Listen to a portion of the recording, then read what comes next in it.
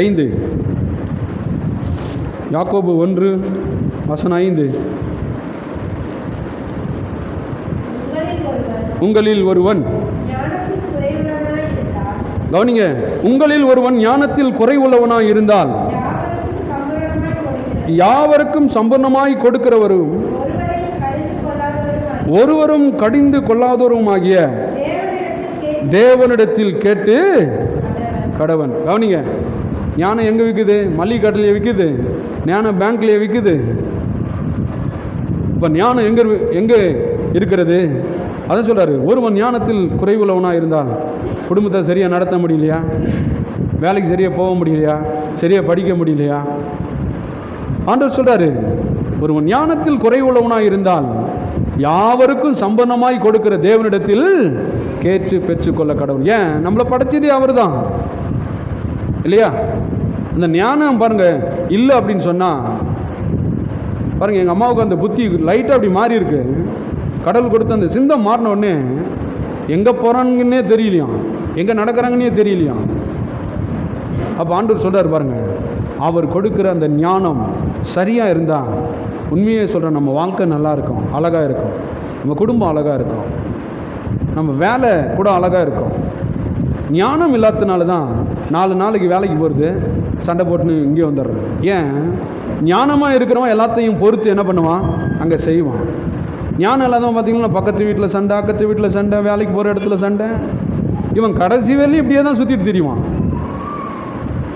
அதனால தான் சொல்கிறார் பாருங்க, அப்போ யாவருக்கும் சம்பன்னமாய் கொடுக்கிற தேவனிடத்தில் கேட்டு பெற்று கொள்ள கடவன் அப்படின்னு சொல்லி. அப்போ அவர் சொல்கிறாரு, அவர் ஒருவரையும் என்ன பண்ணுறது இல்லையா, படிமா யாரையும் பார்த்தீங்களன்னா அவர் சிச்சிக்கிறதும் கிடையாது. சொல்கிறார் பாருங்க, ஒருவரையும் கடிந்து கொள்ளாதவருமாகிய. கடிந்து கொள்றதுன்னா என்ன? யாரையும் ஒரு திட்டுறதெல்லாம் கிடையாது. நம்மளை மாதிரி அவர் திட்டுறதெல்லாம் கிடையாது. இப்போ நிறைய பேர் எப்படி யோசிக்கிறாங்கன்னா, ஜெபத்துக்கு போனவே இப்போ நீங்கள் ஆஃபீஸில் ஒருத்தரை பார்க்கணும், ஆஃபீஸுக்கு வெளியே நின்று அவங்க யாராவது இருக்கிறவங்கள கேட்பாங்க, சாரு உள்ளே இருக்கிறாரா அப்படின்னு. இருக்கிறாருன்னு சொல்லுவாங்க வெளியே இருக்கிறவங்க. அவங்க ரொம்ப க்ளோஸாக இருக்கிறவங்கிட்ட கேட்பாங்க, என்ன மூடில் இருக்கிறாரு, என்ன மூடில் இருக்கிறாரு அப்படின்னு என்ன அர்த்தம் உங்களுக்கு தெரியுமா? கொஞ்சம் நல்லா ஜாலியாக இருக்கிறாரா, இல்லை கொஞ்சம் ஏதாவது டென்ஷனாக இருக்கிறாரா அப்படின்னு கேட்பாங்க.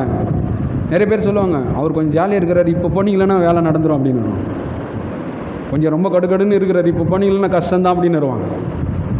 இப்போ நிறைய இந்த கிறிஸ்துவ மக்கள் கூட அப்படி தான், ஆண்டவரிடத்தில் நெருங்கும்போது கொஞ்சம் பார்த்து நெருங்குங்க பிரதர் அப்படின்னு.